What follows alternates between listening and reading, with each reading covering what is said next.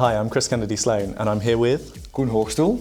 And we're here at Vendavo's Growth and Profitability Summit in sunny Stockholm, impressively. So Koen, you're going to be one of our panelists on our Innovation in Pricing panel. What advice could you give for people who are looking to include AI in their pricing practices? Good question. AI, you see that is everywhere. You see the Chat GPT jumping up everywhere. You see Google approaching, you see Microsoft approaching. But if you want to include that into pricing, I think there are a couple of steps what you have to take into account. In our company, we also use AI, for example, for helping our customers, and it always starts with data. Data is the first thing, the first source of it. Where does it come from? And probably the data is everywhere, but still it is sometimes very difficult to achieve it. Sometimes it's even not possible to achieve it. You have separate rules in every regions. I touched GDPR in Europe, but there are many other regions where you have to be very careful of, can we use the data and is the data reliable? That's the first thing. The second thing, of course, is then, what do you want to achieve with that data? We just saw improve profitability or improve volume, improve customer experience. Those are all things what you have to take into account. And at the end, a big question is, will you just let the engine run on the data, or will you have somebody to intervene? Do you have the people to know what the data or what the result is? So do we look at just the engine and let it go on all the data and then throw it at us and say, this is what you have to do? Absolutely not. So those are things what we take into account.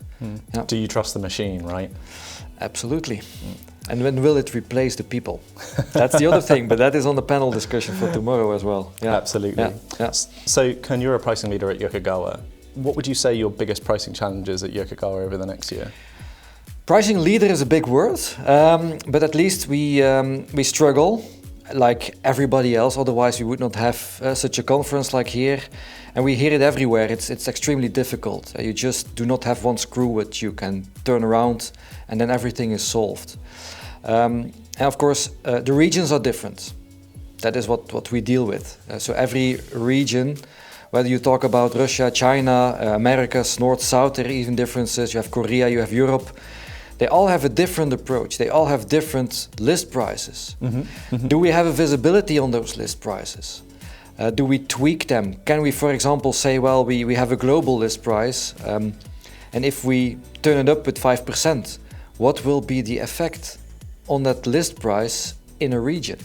Those are things what we currently struggle with and what we will solve eventually by having the full overview. That will also be a big benefit for our product marketing people who now think, okay, I'm the master of the product, so I'm also the master of the prices, but that is absolutely not correct. So sales is jumping in, say, what do you want to throw at us? That is definitely not what we want to have. And so with having a pricing team installed, we will be able to guide sales, but also guide the product management people to say, well, maybe we should tweak the prices in US a bit more than in Europe, and those kind of things. So price suggestions will then jump in as well. That's the other step. Interesting times. Okay. Yeah.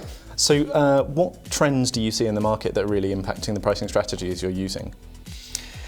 A lot of trends. What we have seen lately is typically like any other company, they say, let's increase our prices, list prices with 2 to 3% per year. Of course, we have seen the big jump in 2020-21 with the COVID, and everything increased, inflation went up, and suddenly we say, hey, we even increased by 10%, and everybody was happy because our competitors also increased with 10%. And that pointed out that, can you trust the historical data? No, absolutely not. And coming back to AI, that is something what could help us out. I suppose we can link external influences because it's known. There are companies who are doing price investigations, market analysis surveys. If you can link that into a kind of a model where you say, well, I foresee that in upcoming years, the inflation will go up with 5% in that typical industry, or there will be new investments in those kind of industries because all the data is known. And you use this as a feedback to your pricing engine, then you're there. Then you link the outside data, which is out there, to your internal pricing data. And then you can say, well, we know from survey ABC that in the US, for a particular product, the prices will increase, so yeah, or the investment will increase, so the need will be higher, so we can increase the pricing. I think there's going to be more and more leveraging of that kind of thing, right? Yeah, absolutely. Koen, thank you so much for your perspective and for joining us here for this Fireside Chat. Thank you very much for the opportunity. Thank you.